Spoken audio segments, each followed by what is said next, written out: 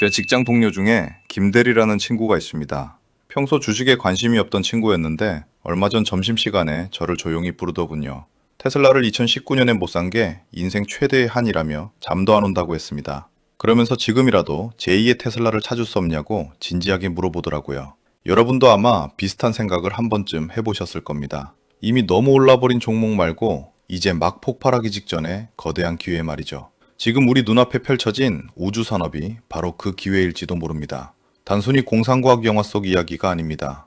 여러분의 계좌를 실질적으로 바꿔놓을 수 있는 돈의 흐름이 포착되었습니다. 오늘은 그 흐름의 중심에 있는 스페이스X의 상장 소식과 로켓랩이라는 기업을 깊게 파헤쳐 보겠습니다. 과거를 돌이켜보면 인류의 경제 지도가 바뀌는 순간에는 항상 거대한 인프라 혁명이 있었습니다. 19세기 철도 시대가 그랬고 20세기 자동차와 인터넷 시대가 그랬습니다. 철도가 놓이자 도시가 생겼고 인터넷이 연결되자 아마존과 구글이 탄생했습니다. 지금의 우주 산업도 정확히 그 길을 걷고 있습니다. 과거 우주 경쟁이 국가 간의 자존심 싸움이었다면 지금은 철저한 돈의 논리입니다. 일론 머스크의 스페이스X가 로켓 재사용에 성공하면서 우주로 나가는 비용이 획기적으로 낮아졌기 때문입니다. 길이 뚫리니까 이제 그 길 위에서 장사를 하려는 기업들이 줄을 서기 시작한 겁니다. 이해를 돕기 위해 아주 쉬운 비유를 하나 들어보겠습니다. 여러분이 피자 가게를 한다고 가정해 봅시다. 다른 가게들은 밀가루도 사오고 소스도 사오고 배달은 대행업체에 맡깁니다.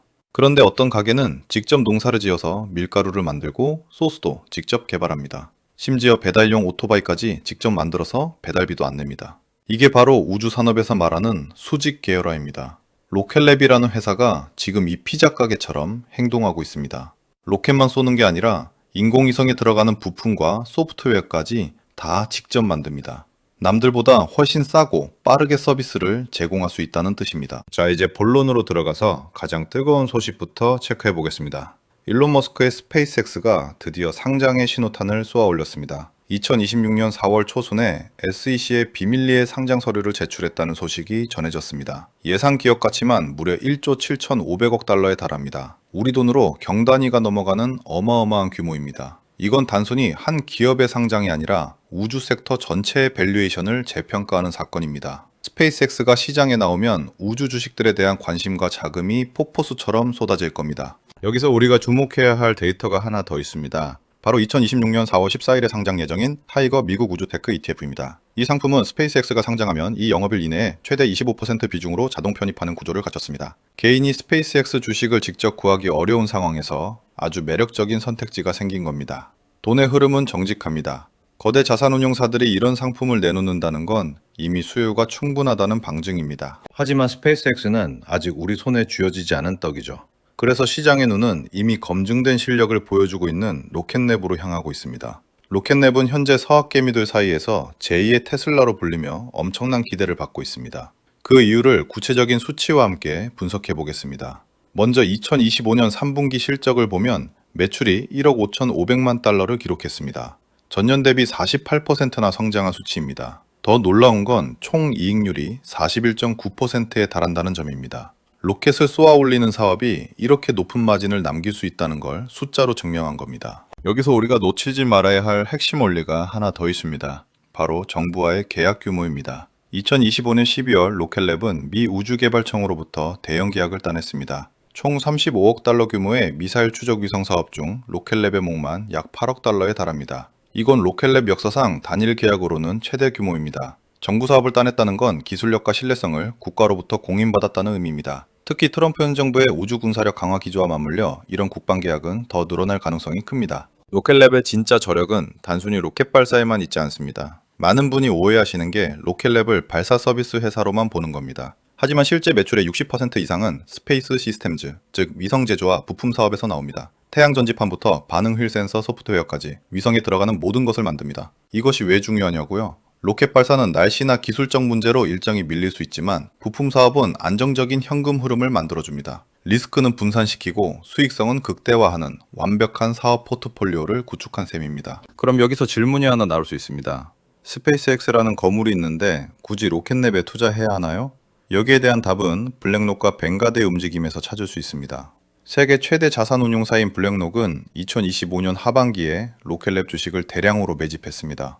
지분율을 6% 수준까지 끌어올렸죠. 이들은 왜 스페이스X만 기다리지 않고 로켓랩을 샀을까요?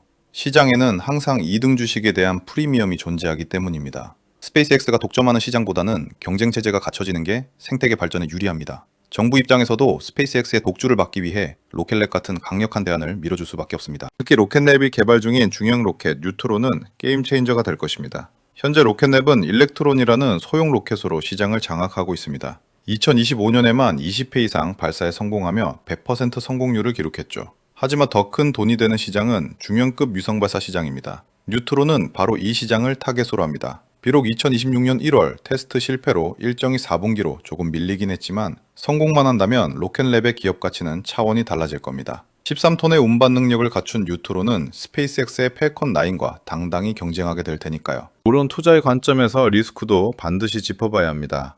지금 로켓랩의 PSR, 즉 주가 매출 비율은 40배가 넘습니다. 일반적인 기준으로 보면 굉장히 고평가된 상태입니다. 뉴트론 로켓의 발사 일정이 또다시 지연될 위험도 분명히 존재합니다. 우주 산업은 단 한 번의 사고로도 주가가 널뛰게 하는 변동성이 큰 시장입니다. 그래서 우리는 이 종목을 단기 차익 실현의 대상으로만 봐서는 안 됩니다. 인류가 우주로 나아가는 거대한 시대적 흐름에 올라탄다는 관점으로 접근해야 합니다. 실질적으로 어떻게 돈을 벌 것인가에 대해 제 생각을 말씀드리겠습니다.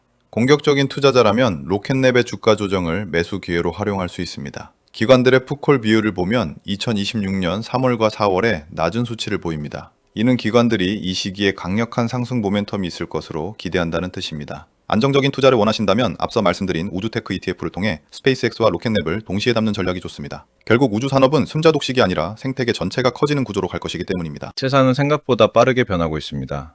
지금의 우주 산업은 2000년대 초반의 스마트폰 시장이나 2010년대의 전기차 시장과 같습니다. 당시에 애플이나 테슬라를 샀던 사람들은 지금 모두 큰 부를 쌓았습니다.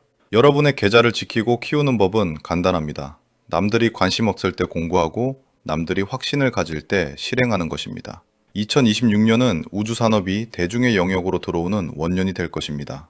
스페이스X의 상장과 로켓랩의 뉴트론 발사라는 거대한 파도가 오고 있습니다. 이 파도에 휩쓸릴 것인지 아니면 서핑하듯 올라탈 것인지는 여러분의 선택에 달려 있습니다. 오늘 함께 나눈 정보가 여러분의 소중한 자산을 지키고 키우는데 든든한 방패가 되었기를 바랍니다. 오늘 영상이 도움되셨다면 돈 키울 때 구독과 좋아요로 응원해주세요. 여러분의 계좌가 항상 푸르기를 응원합니다. 감사합니다.